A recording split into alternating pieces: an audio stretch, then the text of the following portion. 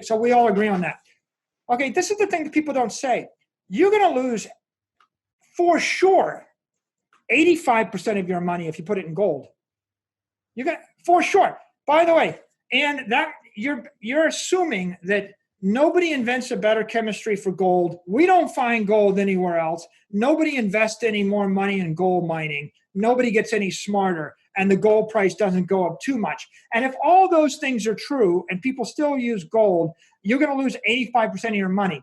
But if human ingenuity kicks in, gold's a commodity, you're going to lose 90% of your money in gold.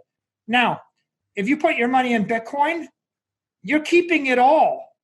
You're not losing anything.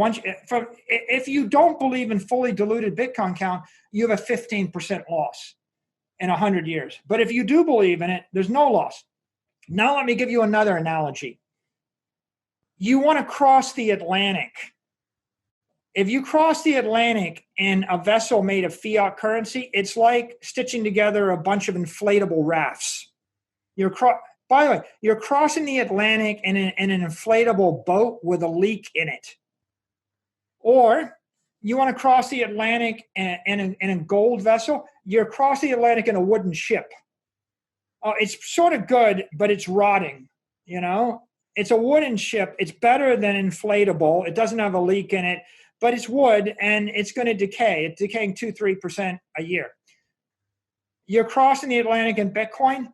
It's a steel hull freighter. The thing about steel, you know, like I say to the guys, I say, well, why do I want a steel boat? They go, well, because steel is indestructible and the welds are harder than the original steel. If you put a hole in steel and you weld it, the weld is stronger than the original material.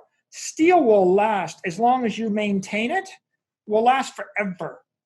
Okay, so rubber boat, wooden boat, steel vessel. And now here's an epiphany, right? I mean, if that's not enough, right? I mean, like, there's no comparison between losing 80 to 90% of your money versus not losing any of your money. There's no comparison. But here's another epiphany. I'm an aeronautical engineer from MIT. I studied spaceship design. I studied aircraft design. I studied building design. You know, the entire science of civil engineering requires one element. Do you know what the element is? Steel. Think about it for a second. I build a building with wood. You can build a 2-story building. You ever see a 5-story wooden building? I built, you know, that's Fiat.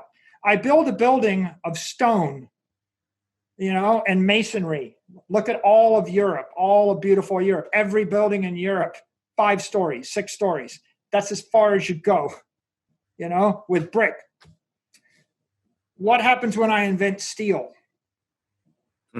I build a 50-story building. You think steel is twice as good as bricks? Yeah, you could build a 100-story building.